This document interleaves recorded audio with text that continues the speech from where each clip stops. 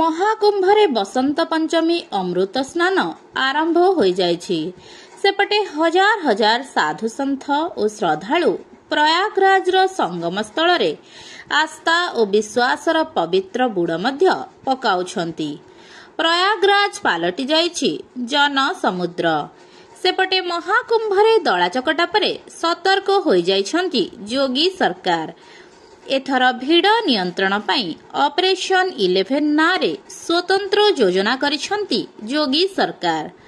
श्रद्धालुंको सुरक्षा को दृष्टि रे रखी वन वे रूट मध्य प्रस्तुत करा जाइछि। त्रिवेणी घाटरे अत्यधिक भिड़ को रोकिबा पाई व्यापक पुलिस फोर्स मुतयन होइछंती। जेपरी साधु सन्थ और श्रद्धालु शांति श्रृंखला रे महास्नान करिवे ता उपरे गुरुत्व मध्य दिया जाइछि।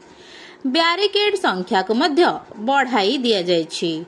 बसंत पंचमी महास्नान पूर्वरु केवल रविवार 1,29,00,000 श्रद्धालु पवित्र महास्नान बुड़ पकाइथिले। सेहीपरि रविवार सुधा 35 कोटिरु अधिक श्रद्धालु बुड़ पकाइछंती। मान्यता अनुसारे महाकुंभ बसंत पंचमीर